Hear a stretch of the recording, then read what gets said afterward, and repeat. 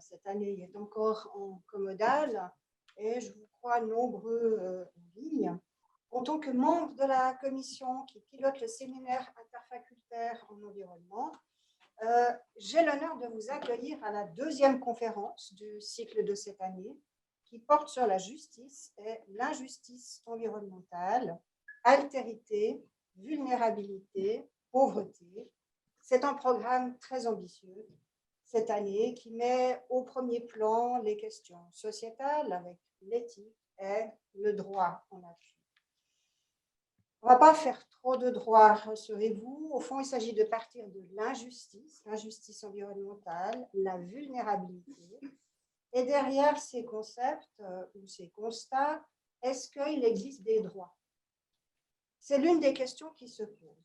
Pour approcher cette question, nous avons invité Mme Rama Bentirou Matlouti, qui intervient elle aussi en ligne exceptionnellement, parce qu'elle est à distance et que par esprit d'économie et d'écologie, on a considéré que cette conférence se ferait tout aussi bien en ligne, mais aussi pour des questions de temps. Et donc, on salue Madame Bentirou qui est présente. Madame Bentirou est docteur en droit des universités de Neuchâtel et de Grenoble-Alpes. Elle a rédigé une thèse de doctorat sur le droit à un environnement sain en droit européen, dynamique normative et mise en œuvre jurisprudentielle. Alors, il faut souligner que cette thèse a été entreprise en cotutelle franco-suisse, ce qui est relativement rare dans ce domaine, et donc une difficulté supplémentaire, cela va sans dire. Elle est publiée chez l'éditeur L'Harmattan. Elle a été publiée en 2021. Mais au fond, l'intérêt pour aujourd'hui, c'est de savoir que Mme Bentirou mène des recherches en tant que post-doctorant du FNS, invitée à l'Université de Barcelone sur le thème « La notion de vulnérabilité au droit de l'environnement ». Et j'aimerais quand même dire ici à quel point ce concept est nouveau et peu travaillé. Vous avez ici une chercheuse qui doit donc défricher, qui doit décrypter des concepts balbutiants, parce que nous travaillons avec les concepts, les principes.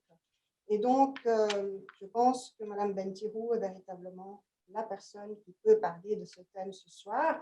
Il faut préciser qu'elle est également associée à 2 centres de recherche travaille sur l'environnement, le climat et la durabilité. Il s'agit de l'IODE de l'Université de Rennes et du centre CEDAT de l'Université Rovira i Virgili de Tarragona en Espagne. Et parallèlement à ces activités de recherche, Mme Bentirou Matlouti est chargée d'un cours magistral en environnement depuis septembre 2021 à l'Université de Grenoble-Alpes. Précisons également qu'elle co-dirige 2 ouvrages collectifs à paraître courant 2022, portant respectivement sur les thèmes des vulnérabilités environnementales dans une approche pluridisciplinaire. Et un autre thème, c'est celui des changements climatiques en lien aussi avec la vulnérabilité.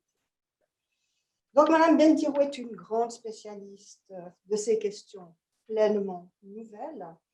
Et nous nous réjouissons de lui donner la parole pour sa conférence intitulée « Vulnérabilité au singulier et pluriel, environnement et droits fondamentaux ». Je te cède la parole. Merci beaucoup, chère collègue Christine, pour cette belle introduction à la conférence que je donne aujourd'hui, et surtout merci pour ton invitation pour participer à ce cycle de conférences interfacultaires en environnement ayant pour thème en 2022 la justice et l'injustice environnementale, avec un sujet qui porte aujourd'hui sur le thème de vulnérabilité environnement et droits fondamentaux.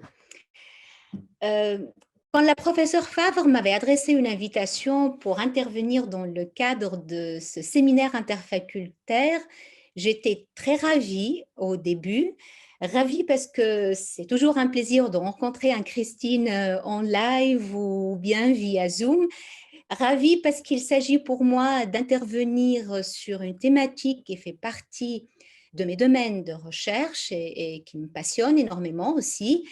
Mais j'étais ensuite un peu sceptique parce que je sais très bien que je vais m'aventurer sur un terrain glissant qui va aborder des notions assez sensibles, des notions vagues, ambiguës, plus ou moins claires pour les juristes, plus ou moins claires pour les non-juristes.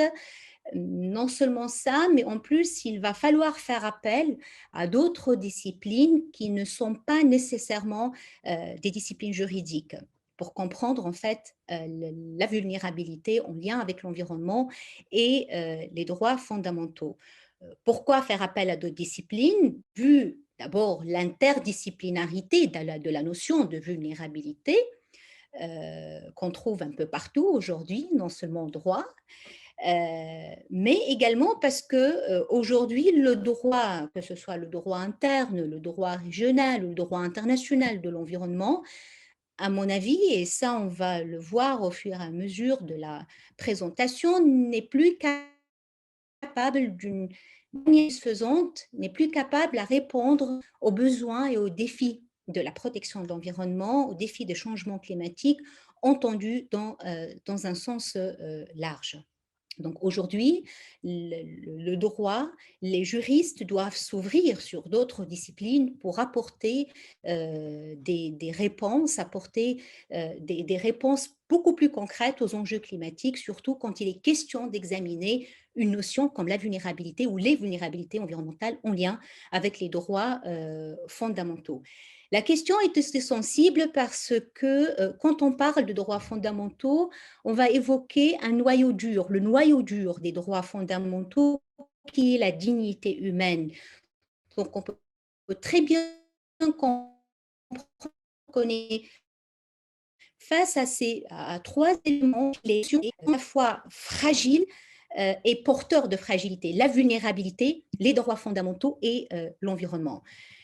À mon avis, ces rapports environnement, droits fondamentaux et vulnérabilité sont des rapports qui doivent être conçus dans une approche globale qui est non seulement anthropocentrique mais également biocentrique et on va voir en fait pourquoi j'arrive au final à ce constat. Mais d'abord, avant d'analyser en fait quelques manifestations empiriques des vulnérabilités environnementales, il est opportun, à mon avis, de se pencher sur des questions de type conceptuel avant de discuter les manifestations empiriques. Des questions de type conceptuel en lien avec les notions de vulnérabilité et de vulnérabilité environnementale. La vulnérabilité, c'est une notion qui connaît du succès, qui a connu du succès, qui va connaître un succès les années à venir, vu la conjoncture globale aujourd'hui liée au changement climatique et aux limites planétaires, qui est une autre notion qui va intervenir aussi dans la conférence. Elle connaît du succès, elle interroge les juristes, elle interroge les philosophes, elle interroge les sociologues, et plusieurs chercheurs ont tenté d'analyser les procédés, les conséquences de l'introduction de cette notion dans leur champ de travail. Certains sont tentés de voir une notion qui bouleverse les règles juridiques, d'autres considèrent la vulnérabilité comme étant un simple effet de mode cosmétique, un simple effet très passager et présent tout simplement dans les discours politiques et les discours institutionnels aujourd'hui. En réalité, il ne s'agit pas d'un simple effet de mode, hein. Il ne s'agit pas d'une notion qui est passagère. C'est une notion qui a profondément pénétré l'ordre juridique. Une recherche très simple hein, je prends l'exemple du droit français, une recherche très simple sur Légifrance, sur la base de données de Légifrance, qui ressemble un peu à Swisslex, révèle un peu plus de 200 occurrences du terme dans plus d'une dizaine de codes, au terme vulnérabilité, dans différents codes. Le code de l'action sociale et des familles, le code de la sécurité intérieure, le code de la consommation, le code de la construction et de l'habitation. Il s'agit bien d'une dimension qui est présente dans toutes les disciplines juridiques.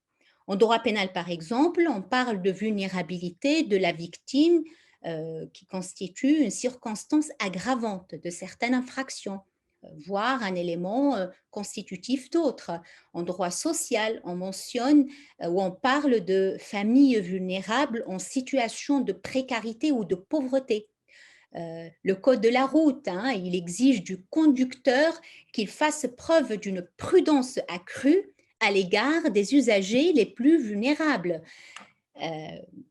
Donc, c'est une notion, c'est un concept qui est présent un peu partout dans toutes les disciplines juridiques. Les juges également se réfèrent aujourd'hui à la vulnérabilité. Si on cherche un peu dans les bases de données recensant la jurisprudence administrative et la jurisprudence judiciaire, on compte parmi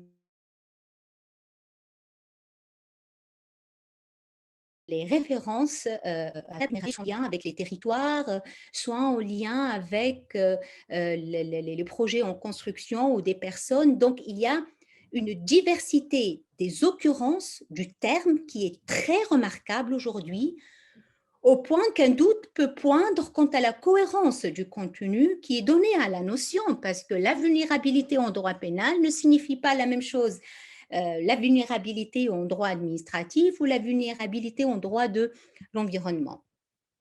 Mis à part cette dimension attrape-tout de la vulnérabilité, c'est une notion qui a envahi les champs juridiques, mais qui essaye également de dépasser un vocabulaire juridique déjà existant.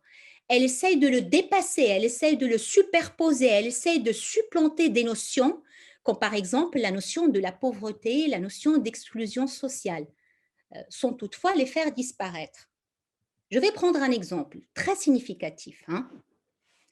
En France, il y a pas le Code de l'aide et l'action sociale. Il y a un article qui est l'article 266 de ce Code de l'aide et l'action sociale qui dispose que la lutte contre la précarité alimentaire vise à favoriser l'accès à une alimentation sûre, diversifiée, de bonne qualité et en quantité suffisante aux personnes en situation de vulnérabilité économique ou sociale. C'est un article qui s'inscrit dans le respect du principe de dignité des personnes. Il participe à la reconnaissance et au développement des capacités des personnes à agir pour elles-mêmes dans leur environnement. Et l'aide alimentaire, dans cet article, contribue à la lutte contre la pauvreté alimentaire. Si on regarde un peu l'évolution en fait de la conception de cet article, au début, au moment de la conception de ce code de l'aide et l'action sociale, la vulnérabilité n'a jamais été évoquée. On parlait de sujets vulnérables, des personnes indigènes ou de personnes indigentes. À partir de 1998, on a commencé à inclure doucement cette notion d'exclusion sociale. Et puis en 2018, à partir de 2018, il y a eu une nouvelle loi en France qui a été votée. C'est la loi Egalim. La loi Egalim, c'est la loi pour l'équilibre des relations commerciales dans le secteur agricole. Et c'est une loi qui défend une alimentation saine et une alimentation durable. Elle a été votée en octobre 2018 et promulguée en novembre 2018. Et c'est cette loi Aligem de 2018 qui a inclus la notion de vulnérabilité économique et sociale. C'est une notion aujourd'hui qui inclut la pauvreté et qui a en fait dépassé l'exclusion sociale et qui a dépassé des notions juridiques qui étaient déjà existantes dans le domaine de l'aide alimentaire. Donc, c'est une notion qui a envahi plusieurs champs juridiques. C'est une notion aujourd'hui qui existe, qui a essayé de dépasser des concepts déjà existants, mais en tous les cas, dans toute cette liste d'exemples, une caractéristique commune émerge. La vulnérabilité se caractérise comme l'état d'une personne qui, en raison de certaines circonstances, ne peut, en droit ou en fait, jouir de l'autonomie suffisante pour exercer ses droits fondamentaux, ce qui justifie en retour une protection accrue des pouvoirs publics par différents procédés. La vulnérabilité marque ainsi le signe d'une extension, le signe d'une diversification des dispositifs de protection autrefois cantonnés au seul droit des incapacités. Elle vise à assurer la sécurité de la personne, la protection de son intégrité physique, à réduire sa sensibilité à la pression. La vulnérabilité, donc aujourd'hui, c'est un concept qui est central dans l'échange juridique et le but réellement de cette conférence n'est pas de trouver une définition commune à la vulnérabilité ou bien à la vulnérabilité environnementale ou bien aux vulnérabilités environnementales au pluriel. Le but, en fait, c'est de mettre en exergue par une juxtaposition et puis parfois par un croisement de réflexions et de regards qui relèvent de différents domaines sur la santé mentale, relever ou mettre en exergue une meilleure compréhension de cette notion quand elle est replacée dans une pluridisciplinarité plus large qui inclut les sciences humaines et les sciences sociales et les sciences du vivant. Étant donné que mon domaine de recherche porte sur la protection de l'environnement, le changement climatique en lien avec les droits fondamentaux, donc mes exemples, les manifestations empiriques vont porter essentiellement sur ce champ de travail qui est la protection de l'environnement et les effets de la dégradation environnementale, les effets du changement climatique sur les personnes et sur les systèmes en général. C'est pour cette raison que je parle de vulnérabilité environnementale au pluriel, parce qu'on va voir qu'il ne s'agit pas d'une seule vulnérabilité environnementale, il s'agit de plusieurs vulnérabilités environnementales.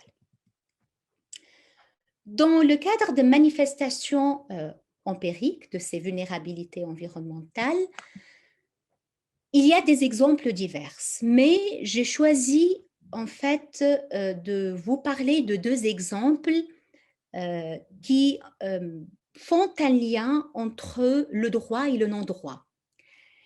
Deux exemples qui aujourd'hui, à mon avis, expliquent ou bien peuvent nous expliquer pourquoi le droit n'arrive pas des fois à apporter des réponses aux besoins du changement climatique. Le premier exemple concerne les contentieux ou bien le contentieux climatique entre guillemets très récent, et on va voir pourquoi très récent, devant la Cour européenne des droits de l'homme. Ne vous inquiétez pas, je ne vais pas parler ou je ne vais pas rentrer dans un discours très juridique et très technique qui concerne la Cour européenne des droits de l'homme, mais c'est un exemple qui va en fait expliquer comment les interprétations de la Cour européenne des droits de l'homme aujourd'hui sont au service réellement des caractéristiques des vulnérabilités environnementales. Et le deuxième exemple concerne la protection des peuples ou bien des populations qui habitent les milieux insulaires. Et donc, on parle là de la vulnérabilité des personnes des milieux insulaires. Et on va voir, pour ce cas, le droit n'arrive pas réellement à apporter des réponses pour protéger ces personnes vulnérables et qu'il va falloir recourir à d'autres disciplines. Donc, le premier exemple qui est, à mon avis, un exemple positif, parce que comme juriste, je ne peux que, au final, commencer par un exemple positif pour dire que, voilà, les juristes, nous travaillons, nous essayons, nous faisons de notre mieux pour trouver une solution aujourd'hui à ces enjeux de changement climatique. Le premier exemple concerne le contentieux climatique devant la Cour européenne des droits de l'homme. Et je souhaite signaler que, à mon avis, il existe deux deux vagues, hein, ou bien deux stades de contentieux devant la Cour européenne des droits de l'homme. Il y a cette série d'affaires qui a été menée devant la Cour européenne des droits de l'homme avant 2020-2021, là où on parlait exclusivement de contentieux environnemental. Et il y a la série d'affaires, il n'y en a pas beaucoup, deux, après 2020, là on a commencé réellement à parler de contentieux climatique. La première série d'affaires ou la première vague devant la Cour européenne des droits de l'homme, l'environnement a été invoqué devant la Cour européenne des droits de l'homme à titre individuel, en lien avec la protection d'un droit fondamental qui était déjà garanti ou qui est déjà inscrit dans la Convention. Et la Cour, à chaque fois, est très rigoureuse, elle est très stricte. Elle nous oblige à chaque fois, elle oblige le requérant de recourir en fait aux instances internes. C'est ce qu'on appelle en droit l'épuisement des voies de recours internes avant d'aller à la Cour européenne des droits de l'homme.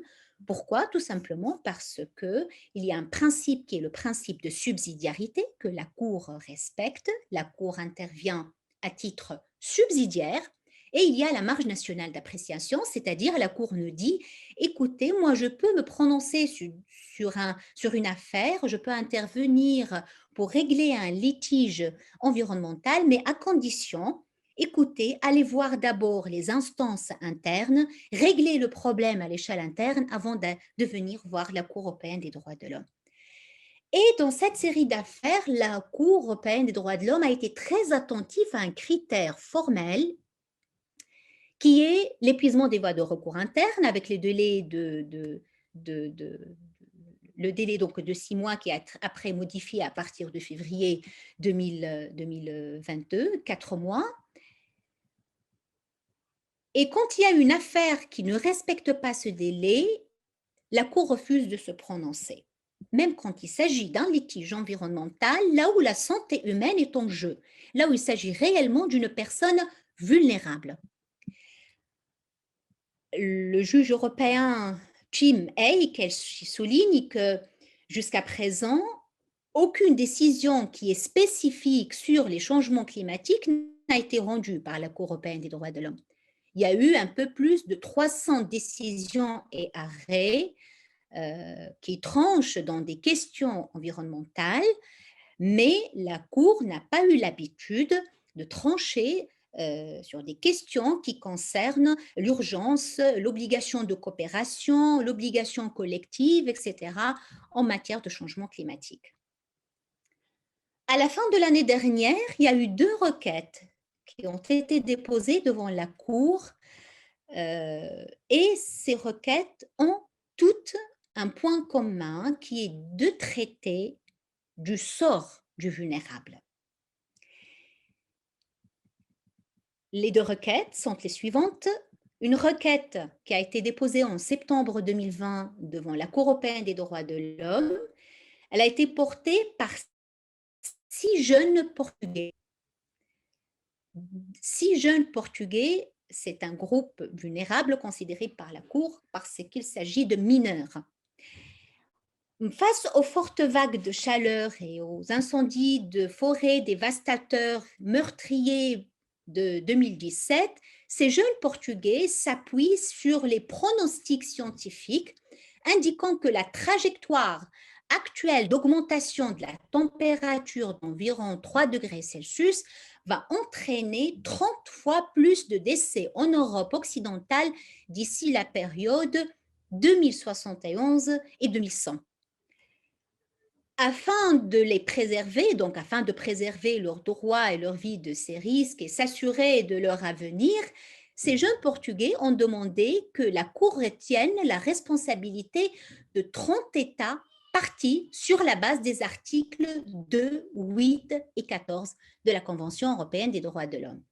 Les petits Portugais mettent en cause en même temps la responsabilité de tous les États qui sont partis à la CEDH en considérant qu'ils sont fautifs en raison de leur manquement à respecter les engagements de réduction de gaz à effet de serre. À l'aide d'un argumentaire qui a été orienté sur les obligations issues de l'accord de Paris, les requérants s'appuient sur la mise en péril de leur avenir en insérant la lutte climatique dans un contexte global et préventif de responsabilisation des États. C'est donc en inscrivant l'affaire dans une perspective d'urgence climatique que la Cour a décidé en novembre 2020 de traiter cette requête en priorité et elle a demandé à tous les États mis en cause d'y répondre. La Cour a tout simplement dit, on ne regarde pas la règle d'épuisement des voies de recours internes, il y a une pluralité des États, c'est impossible d'épuiser les voies de recours internes, nous sommes face à une urgence climatique, nous sommes face à un groupe vulnérable et il faut agir tout de suite. Et cette affaire, en fait, représente une sorte de revirement jurisprudentiel, quelque chose de changement de mentalité auprès du juge de Strasbourg. Une deuxième requête a été également menée en 2020 devant la Cour européenne des droits de l'homme en novembre 2020 qui concerne les membres de l'association des aînés pour la protection du climat qui demandent au juge de Strasbourg de les protéger contre les conséquences des changements climatiques. Et cette requête semble s'inscrire davantage dans les repères auxquels la juridiction est habituée dans sa jurisprudence environnementale, étant donné qu'un seul État est mis en cause. Mais l'association, il s'agit bien d'une association suisse, dans ce cas, elle réunit plus de 1800 femmes dont l'âge moyen est de 76 ans et dont la mission est celle d'œuvrer pour la protection des droits fondamentaux et de protéger le climat. Le contexte est assez particulier. Il s'agit d'un groupe vulnérable, contrairement à la première affaire des mineurs, la deuxième affaire, le groupe vulnérable des personnes âgées de 76 ans avec une mission de protéger le climat. Face aux vagues de chaleur de plus en plus fréquentes qui étaient entraînées par les changements climatiques, les aînés considèrent être l'un des groupes les plus vulnérables. Les requérantes suisses indiquent que l'État n'a pas mis en œuvre des mesures pour atteindre les objectifs climatiques fixés en droit international et en conformité avec les conclusions scientifiques, les exposant à des risques majeurs de mortalité et morbidité. En mars dernier, la Cour a décidé, ici, dans cette affaire, encore une fois, de donner la priorité à la requête en vertu de l'article 41 de la Cour européenne des droits de l'homme. Donc ici, on a un droit, on a une interprétation très dynamique et très évolutive de la Cour européenne des droits de l'homme qui a très très bien compris qu'aujourd'hui, elle ne peut plus œuvrer dans un contexte de protection de l'environnement, elle doit aller au-delà. Elle doit vraiment comprendre qu'il y a des enjeux climatiques, qu'il y a des concepts comme l'urgence climatique, des groupes vulnérables qu'il faut protéger aujourd'hui et que aller voir les juridictions internes, attendre des décisions pour recourir à la Cour pourrait très bien mettre en danger la santé et la situation, en fait, même sociale de plusieurs groupes vulnérables. Le deuxième exemple qui va un peu relativiser les potentialités du droit, hein, et donc ici, le droit n'a pas réellement toute la capacité pour répondre aux enjeux climatiques. Quand on parle surtout de la vulnérabilité des personnes qui habitent les milieux insulaires. L'élévation du niveau de la mer est avérée et les pays insulaires y sont particulièrement vulnérables. Ils risquent une submersion totale, une submersion partielle. Les inondations, les cyclones menacent le mode de vie en fait de ces personnes qui habitent les milieux insulaires. Des gouvernements aujourd'hui ont conscience et ont commencé à entreprendre des actions en vue d'une relocalisation de la population. Par exemple, le précédent président de la République des Kiribati, qui est une république insulaire dans le Pacifique central, a racheté à l'Église catholique et anglicane des îles Fidji une parcelle de 20 kilomètres carrés pour reloger les Gilbertins qui souhaiteraient quitter l'île, bien sûr sous réserve de respecter les conditions d'accueil et de séjour dans les îles Fidji. Les déplacements de population deviennent aujourd'hui de plus en plus inéluctables et les réfugiés climatiques sont ainsi devenus depuis quelques années, d'après les expressions de Michel Prieur, les visages humains du changement climatique. Aujourd'hui, le droit international, surtout, n'arrive plus à répondre à ces problématiques liées aux vulnérabilités des personnes qui habitent les milieux insulaires. Le droit international n'octroie pas de protection juridique particulière aux réfugiés climatiques issus des territoires insulaires. Or, les menaces de submersion des îles laissent penser que les migrations climatiques seraient inéluctables à long terme. Le droit international aujourd'hui, en tous les cas, à partir des années 2000, dès les années 2000, les populations insulaires ont entrepris de saisir les juridictions des droits de l'homme pour engager la responsabilité des États. Les effets du changement climatique menacent considérablement leur mode de vie. On peut citer, par exemple, un groupe d'Inuits, les Inuits qui vivent dans le nord du Canada au Groenland en 2005, ont déposé une pétition devant la Commission interaméricaine des droits de l'homme pour faire reconnaître le droit sur le fondement de l'article 13 de la Déclaration américaine des droits et devoirs de l'homme.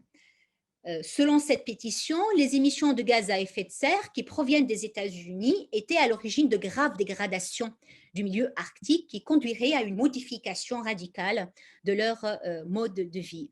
D'autres requêtes également ont été enregistrées. En 2013, par exemple, une seconde pétition autochtone a été déposée à la Cour interaméricaine des droits de l'homme par le peuple Athabascan contre le Canada. C'est une pétition qui vise principalement à demander réparation pour la violation de leurs droits humains à la suite du réchauffement climatique des régions arctiques.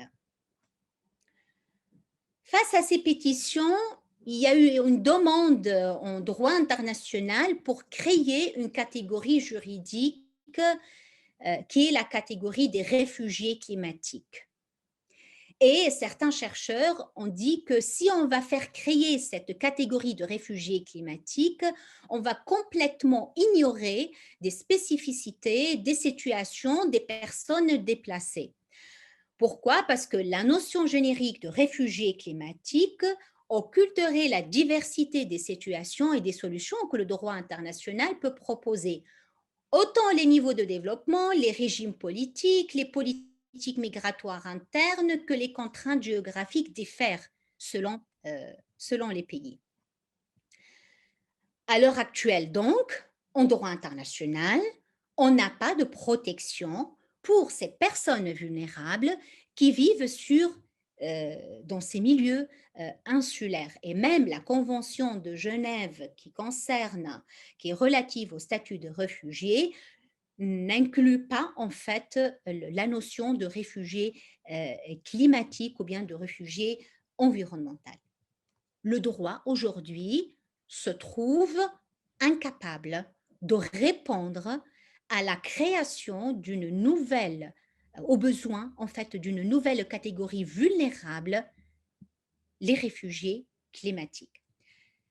Le droit ne peut pas répondre aux besoins non seulement parce qu'il y a eu création d'une nouvelle catégorie en droit par la doctrine, bien sûr, les réfugiés climatiques, mais également parce que la notion de vulnérabilité en lien avec cette catégorie de réfugiés climatiques nécessite en fait l'étude de ce qu'on appelle dans d'autres disciplines juridiques les indicateurs de vulnérabilité.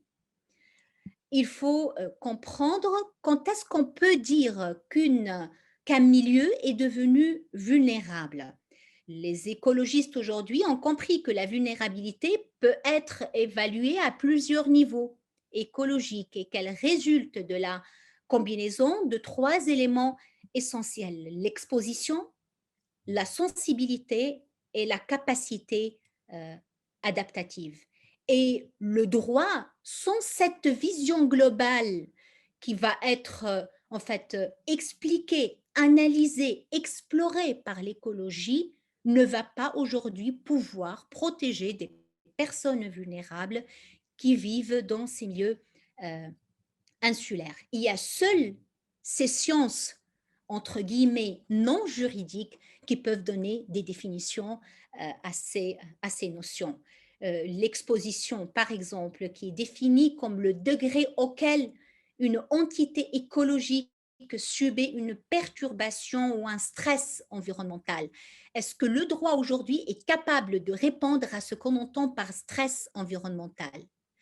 La Cour européenne des droits de l'homme nous parle des fois de bien-être et de anxiété environnementale, mais elle ne définit jamais ce qu'on entend par le stress environnemental.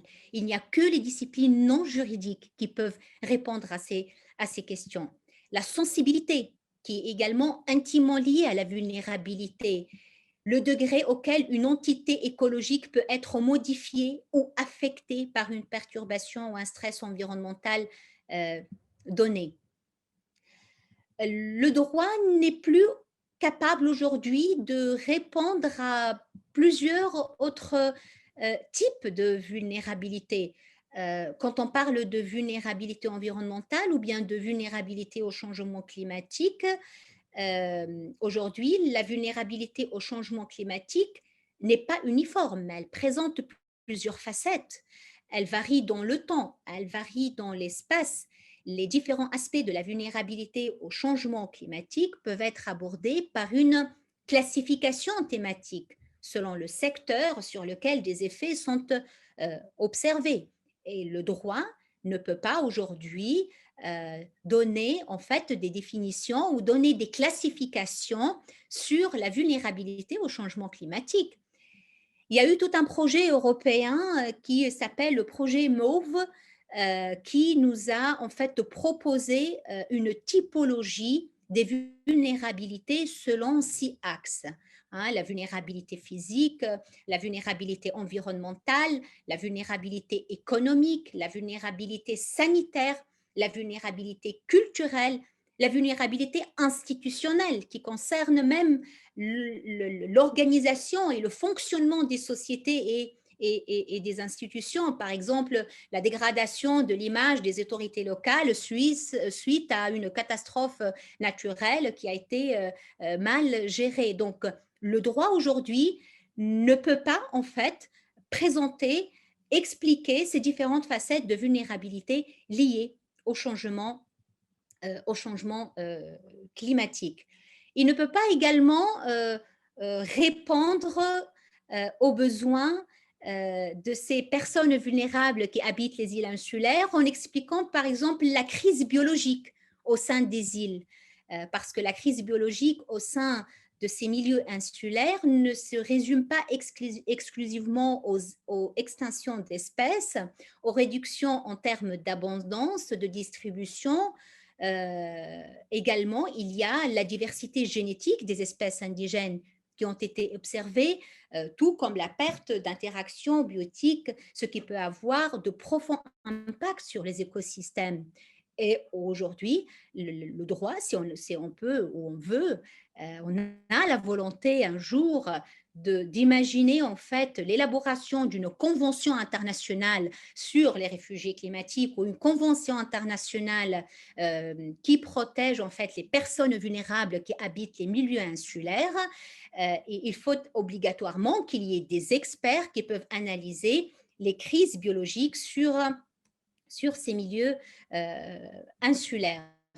Raison pour laquelle aujourd'hui, quand on parle d'indicateurs de vulnérabilité, il y a plusieurs en fait groupes d'experts qui sont spécialisés pour analyser ce qu'on entend par vulnérabilité ou indicateur de vulnérabilité, hein. Il y a par exemple le Centre thématique européen sur l'air et le changement climatique. Il y a le fameux groupe d'experts intergouvernemental sur l'évolution du climat qui a été mis sur pied par l'Organisation météorologique mondiale, l'OMM, et par le Programme des Nations Unies pour l'environnement depuis les années 88. Et il a pour mission, en fait, de fournir à la communauté internationale les informations scientifiques, les informations techniques, socio-économiques les plus récentes et les plus complètes possibles sur les changements climatiques. Donc, aujourd'hui, il faut qu'il y ait cette vision, cette approche globale des problèmes qui concernent les vulnérabilités environnementales.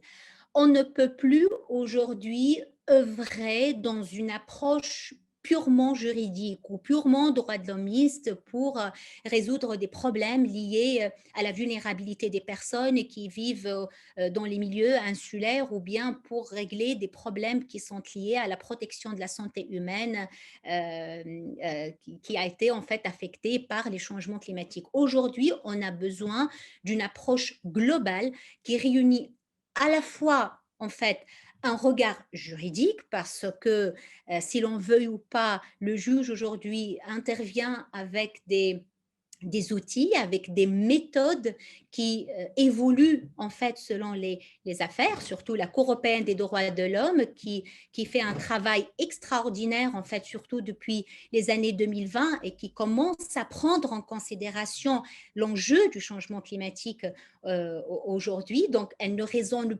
plus sous un angle en fait très individualiste, mais elle tient maintenant en considération donc l'approche collective dans la protection de l'environnement, mais également il faut qu'il y ait un autre regard, un regard des experts, un regard de non-juristes sur les questions qui concernent les vulnérabilités environnementales. Je vous donne un exemple. Hein. Aujourd'hui, en France, l'année dernière et puis au début de cette année, on a commencé à parler doucement de la création d'une haute autorité des limites planétaires. Hein, la HALP, Haute Autorité des Limites Planétaires, c'est une autorité en fait qui essaye à la fois d'appliquer des règles en matière de protection de l'environnement, mais c'est une autorité qui essaye de concevoir les problèmes environnementaux aujourd'hui dans une approche globale. Et en réalité, on va dire, c'est logique. C'est logique. Pourquoi? Parce que il y a aujourd'hui l'apparition de plusieurs phénomènes auxquels le droit ne peut plus en fait apporter des réponses, soit parce qu'on est très limité par des notions ou bien par des règles juridiques, ou tout simplement parce que ces phénomènes dépassent en fait la capacité du droit à répondre aux besoins de la société. Je peux prendre le phénomène des moustiques tigres, hein, qui a envahi Rome en 2014 avec un peu plus de 700 cas qui étaient signalés. Il a envahi Paris en 2016 et les moustiques tigres sont des moustiques originaires des Brésil qui sont porteurs de virus et qui ont commencé en fait sous l'effet de la chaleur à se développer d'une manière très rapide en Europe, et ils sont transporteurs de virus. Hein, ils sont transporteurs de virus Zika, hein, qui provoquent en fait des malformations congénitales, des complications même neurologiques, porteurs d'un autre virus, la chikungunya, cette maladie virale, et aussi porteurs de la grippe tropicale. En tout cas, en France, un peu plus de 103 ou 104 cas de grippe tropicale ont été enregistrés en France en en 2021, et puis l'OMS, l'Organisation mondiale de santé, estime à 50 millions le nombre de cas annuels. Comment le droit, aujourd'hui, le droit international, qui répond à plusieurs principes, le principe de territorialité ou autre, pourrait répondre à ce danger qui est le phénomène de moustique tigre. Si par exemple on a une personne qui a été affectée par un virus et que sa santé a connu une détérioration, comment cette personne en droit peut prouver un lien de causalité entre les moustiques tigres qui étaient porteurs de virus et l'affectation de sa santé humaine. C'est un principe qui est en tout cas exigé, on va dire, par les juges pour demander au final réparation, mais qui est très difficile à prouver dans ce cas. Un autre domaine, par exemple, le phénomène des sangliers qui envahissent les villes aujourd'hui et auxquels plusieurs personnes sont devenues très vulnérables parce que ces sangliers, en fait, menacent la sécurité physique, l'intégrité physique de ces personnes. Les sangliers qui envahissent les villes sont une conséquence du réchauffement climatique. Le réchauffement climatique permet aux sangliers de bénéficier de plus de ressources alimentaires et comme il fait moins froid, les conditions de reproduction sont favorables toute l'année. Donc, le résultat, les laits, LAIES, peuvent faire jusqu'à 2 portées par an au lieu d'une il y a 10 ans, avec 12 à 13 marcassins au lieu de 5 à 8 auparavant. Et le phénomène des sangliers qui envahissent les villes, c'est un phénomène qui devient de plus en plus dangereux. Ça s'inscrit dans l'urgence climatique et ça menace vraiment l'intégrité physique et la sécurité des habitants. Comment le droit peut répondre à ces phénomènes? C'est impossible. On ne peut pas établir une convention internationale qui va limiter, par exemple, la reproduction des sangliers sur 2 ou 3 ans. Il faut que la communauté internationale agisse au-delà des règles juridiques. Et là, je crois réellement à ce qu'on appelle la volonté politique, parce que c'est vrai qu'il y a des conventions internationales, il y a des principes du droit international. En matière de protection de l'environnement, certes, c'est très bien d'avoir tout ce cadre normatif, mais au final, il y a une certaine résistance étatique. Il y a des États qui ne veulent pas aujourd'hui obéir aux conventions internationales.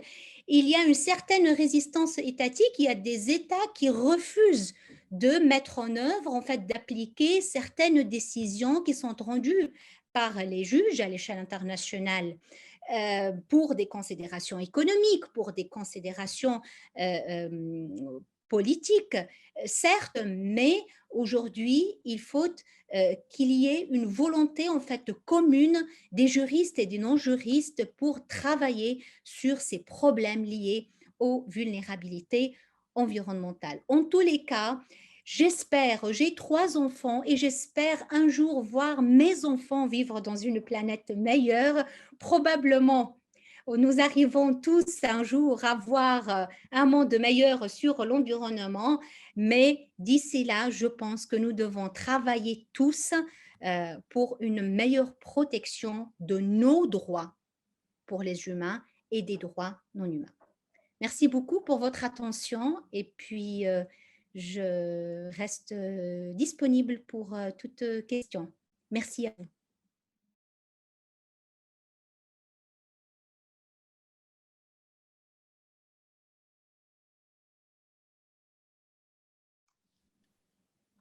Je vois qu'en ligne, nous avons quelques personnes qui me sont connues, donc je vais m'adresser aux personnes en ligne, mais sinon, j'aurai quelques questions. Voilà. Ah, désolé. Alors, est-ce que... Non, je crois que vous pouvez poser votre question. Je me demandais, elle a parlé au tout début de sa présentation des droits pas forcément humains, vu que là, elle a parlé beaucoup des droits anthropiques, mais aussi des droits des êtres non humains. Ou, je ne sais pas comment, si c'est des questions qui sont déjà abordées dans les instances internationales de droit. Qu'est-ce que vous entendez, vous, là, par droit non humain? Les droits des animaux ou des plantes, ce genre de choses. Je ne sais pas où ça en est, justement. Je ne connais pas du tout, mais je ne sais pas si ça en parle à l'international ou si ça reste des choses très étatiques. Tu as entendu la question, j'imagine. Oui, alors merci pour votre question.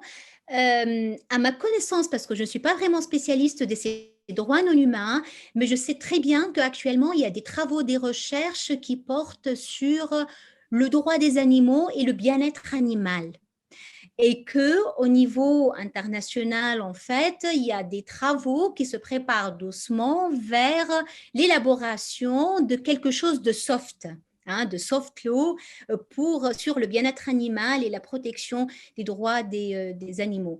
Puis à ma connaissance, en Suisse, il y a tout un groupe de think tank qui travaille sur le bien-être animal.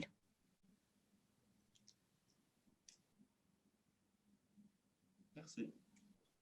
Est-ce qu'il y a des questions en ligne? Non, pas de questions en ligne. Ah, pardon.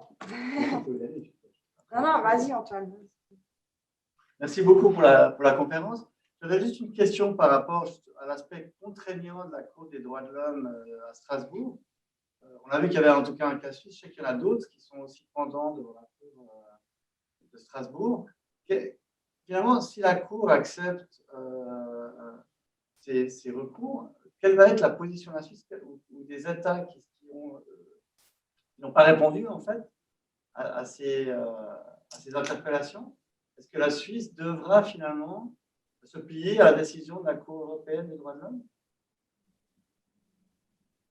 notamment pour les aînés du climat?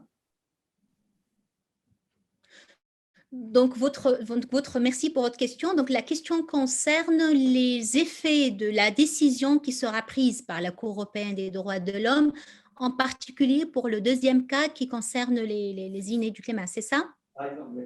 Je précise, je ne suis pas du tout juriste, je suis biologiste, donc c'est une question peut-être très naïve. D'accord, oui. Oui, alors en général, dans le cadre du Conseil de l'Europe, et heureusement, on a un comité qui est le comité des ministres qui va suivre en fait l'exécution et l'application par les États des décisions qui sont rendues par la Cour européenne des droits de l'homme.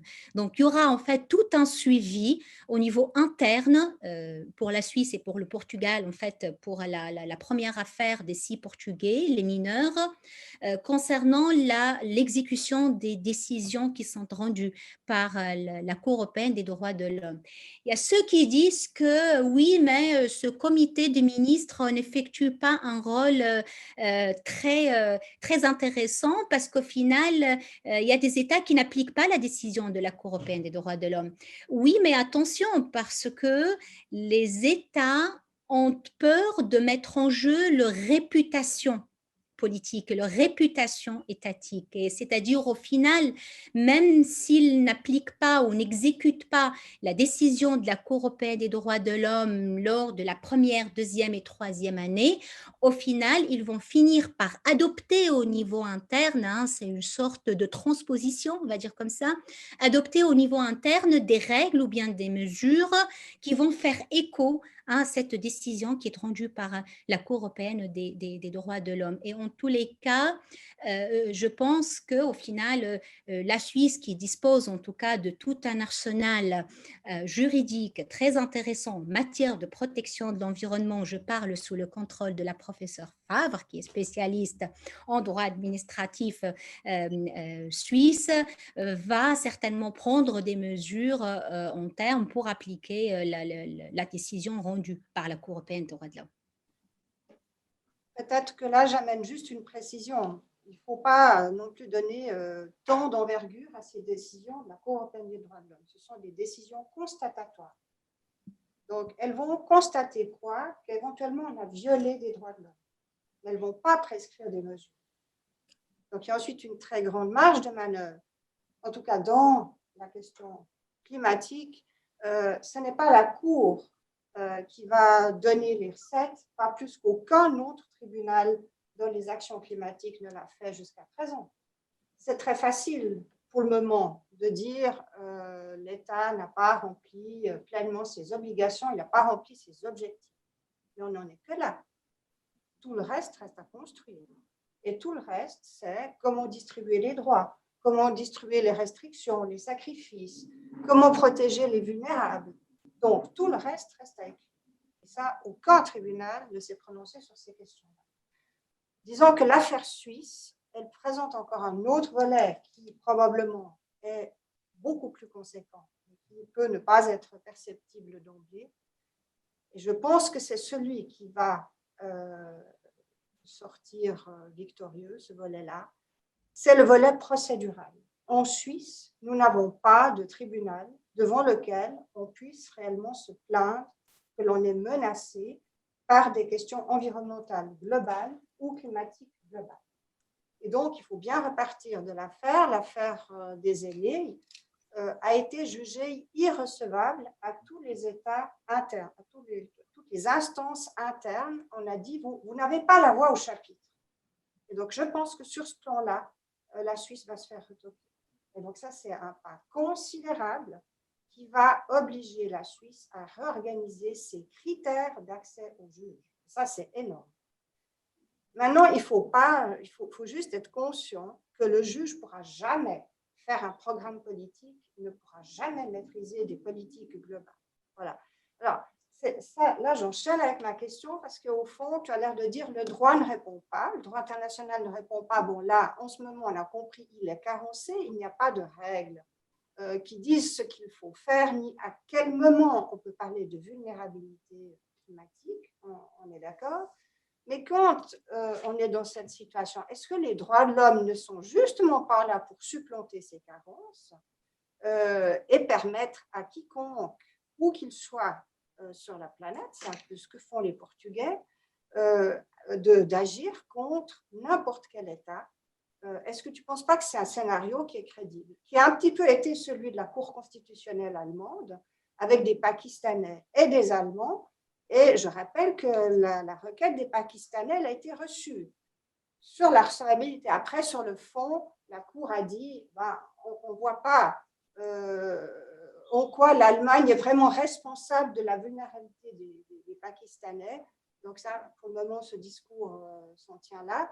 Mais est-ce que tu peux pas imaginer que les droits de l'homme, oui, sont une réponse à une certaine carence législative? Alors oui, c'est une réponse à certaines carences législatives, mais c'est une réponse qui est insuffisante aujourd'hui. Parce que quand on parle de vulnérabilité, et que je prends l'exemple de la Cour européenne des droits de l'homme, qui nous parle de groupes vulnérables ou personnes vulnérables, même dans le cadre du Conseil de l'Europe, on a le Comité des droits sociaux qui parle des groupes vulnérables en se référant à chaque fois à l'article 11 sur le droit à la santé de la Charte sociale européenne, nous parle de groupes vulnérables, mais il n'y a aucune définition. On ne peut pas cerner en fait les contours de ce qu'on entend par personne vulnérable ou bien groupe vulnérable. La Cour nous donne quelques indications en disant que la personne vulnérable, c'est une personne dont la santé a été affectée. Mais on n'a pas d'indicateur scientifique, en tout cas en lisant les arrêts de la Cour européenne des droits de l'homme ou bien des cours en fait dans se comparer, il n'y a pas des définitions ou bien des indicateurs, des critères, des éléments scientifiques qui peuvent réellement nous guider dans l'évaluation de ce qu'est la vulnérabilité et à partir de quel moment réellement on peut dire que nous sommes dans une situation de vulnérabilité ou que la personne est devenue vulnérable. Donc aujourd'hui, cette dimension droit de l'homiste ou bien l'angle d'attaque droit de l'homme, c'est un angle très bien, il répond au contraire à ces lacunes de droit international, mais ce n'est plus suffisant. Ce n'est plus suffisant parce qu'aujourd'hui, il faut œuvrer dans un contexte qui va au-delà de la protection de l'environnement, qui va au-delà de la protection d'un droit fondamental à un environnement sain. Aujourd'hui, on est dans une dimension beaucoup plus globale, les changements climatiques. Et en tout cas, vraiment, je suis ravie de participer à cette conférence aujourd'hui parce que certes, il y aura des questions, mais moi-même, en tant que juriste, j'ai envie d'écouter et d'entendre aujourd'hui ce que pensent les non-juristes des vulnérabilités environnementales et comment ils perçoivent en fait ces critères pour dire que oui, aujourd'hui, nous sommes réellement dans une situation de vulnérabilité environnementale. Nous sommes les juristes incapables d'évaluer cette situation. Moi, il y a des questions en ligne. J'aimerais juste, je suis moins pessimiste parce qu'il me semble que ce qui est en train de se profiler, c'est précisément qu'on va surpasser la causalité et qu'on approche des preuves probabilistes fondées sur les statistiques. Ça s'est vu quand même dans l'une ou l'autre affaire et je crois beaucoup, disons, à cette orientation personnellement. Je crois qu'il y a des questions en ligne. Bonjour. Moi, j'aurais aimé savoir, du coup, ces difficultés finalement à définir toutes ces notions liées justement à la vulnérabilité. Est-ce que c'est pas finalement connexe aux difficultés qu'on a eues pour définir la dignité humaine passé un temps et qui a finalement été précisée par différentes juridictions et qui a été justement soumise à évolution? Est-ce que ce serait pas plus sain finalement de rester dans un cadre assez large pour pouvoir justement s'adapter et avoir un droit international qui soit efficace comme on l'a pour la dignité humaine? Oui, un cadre large, c'est bien, surtout quand on est face à des notions ambiguës, à des notions vagues, à des notions larges, c'est très bien. Mais à un certain moment, il faut aussi procéder en termes de ce que la Cour, par exemple, EDH, appelle l'approche casuistique, hein, au cas par cas. On ne peut pas dire, par exemple, que c'est très bien, on est dans une zone de confort, que la vulnérabilité n'est pas très bien précise, n'est pas très bien définie, et donc on peut l'utiliser un peu partout. Ça garantit une sorte de marge de manœuvre, comme Christine vient de mentionner tout à l'heure, que les États peuvent bouger politiquement et de point de vue administratif, ils peuvent vraiment jouer avec les outils d'action d'une manière très, très confortable, mais au final, en tous les cas, dans les sciences juridiques, on procède toujours par précision, donc il faut être très précis et clair, et qu'au final, on manque de clarté et de précision sur de vulnérabilité. Ça joue en faveur de l'action politique, ça joue en faveur de l'action publique, mais ça ne peut pas réellement jouer en faveur de la protection. D'accord, merci. Encore une autre question, je crois, en ligne. Alors, est-ce que ça va mieux au niveau de la connexion pour vous? Est-ce que vous nous entendez correctement? J'ai eu du mal à entendre la question. Je ne sais pas si vous pouvez la répéter, s'il vous plaît. Alors, on a une question. Alors, excusez-moi. On a une question donc, de Grégoire Matet qui est en ligne. Il nous demande si Oui. une convention internationale portant spécifiquement sur les réfugiés climatiques et les façons de leur venir en aide est-elle imaginable? Et si oui, serait-il possible de transposer des développements jurisprudentiels de cours internationales tels que la CEDH ou la CJUE dans un traité international? Oui, alors, l'espoir fait vivre, hein, l'espoir fait vivre. Une convention sur les réfugiés climatiques comme l'espoir fait vivre pour additionnel qu'on attend toujours et qui n'a pas été conclu.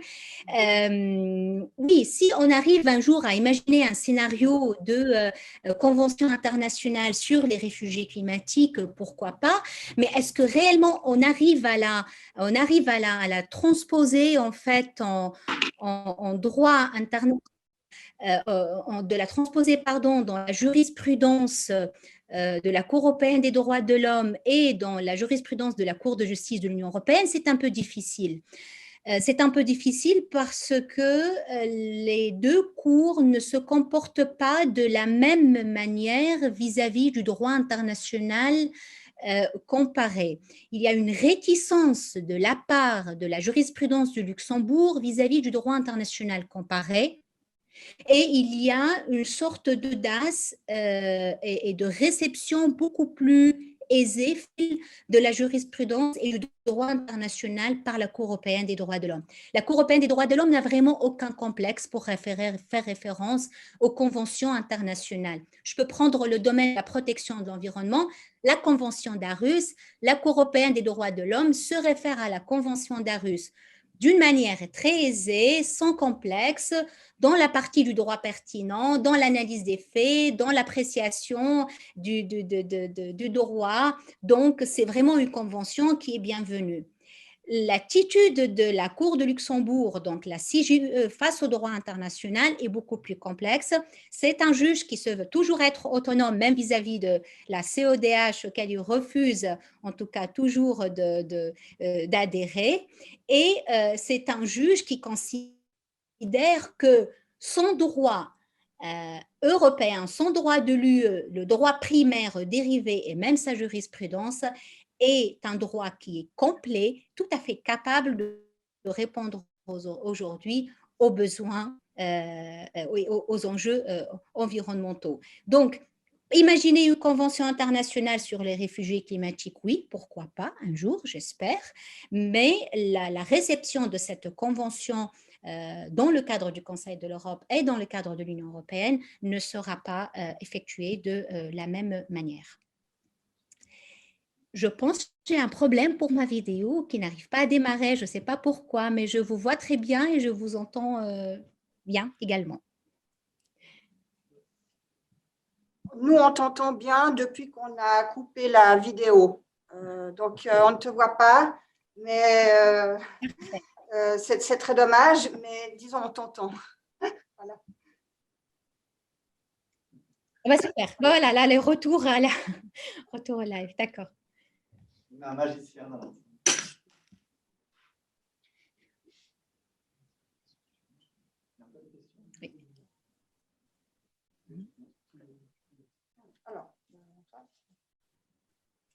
j'avais encore une question sur la notion d'urgence, en fait. On voit dans plusieurs de ces affaires environnementales, notamment le climat surtout, que, en tout cas, les personnes qui déposent des requêtes devant les cours invoquent souvent l'état d'urgence.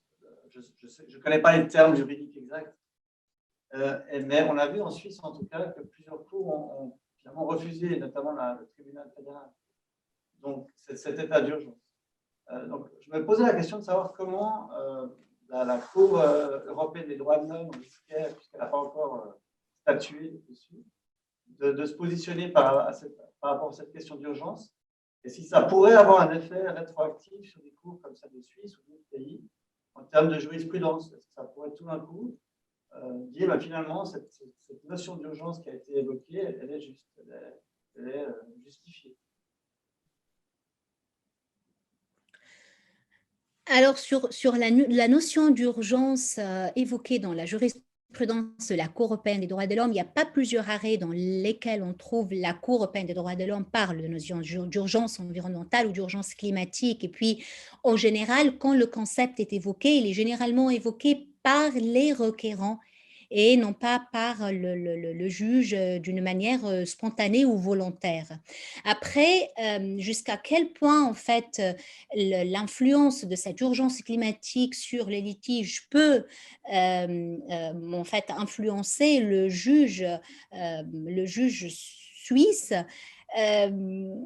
nous savons tous en fait la position du droit suisse vis-à-vis du droit international, qu'il y a toujours cette réception qui n'est pas très la bienvenue, hein, surtout de la Convention européenne des droits de l'homme dans la jurisprudence suisse, surtout quand il s'agit, là, la professeure Favre peut très bien nous donner des exemples, probablement en matière de protection de l'environnement sur le plan administratif, mais en tout cas, je sais que le juge en Suisse, bon, probablement, il peut s'inspirer de quelques définitions ou de quelques interprétations données par la Cour européenne des droits de l'homme, hein, mais ça reste toujours à titre interprétatif ou à titre confortatif. mais pas réellement pour baser une décision à l'échelle interne, hein, surtout vu les réticences face à l'intégration de la Convention européenne des droits de l'homme.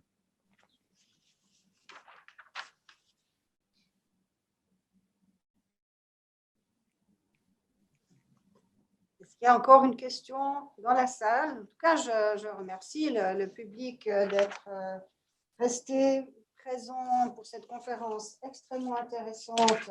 Et c'est là que maintenant, on va t'applaudir pour la deuxième fois.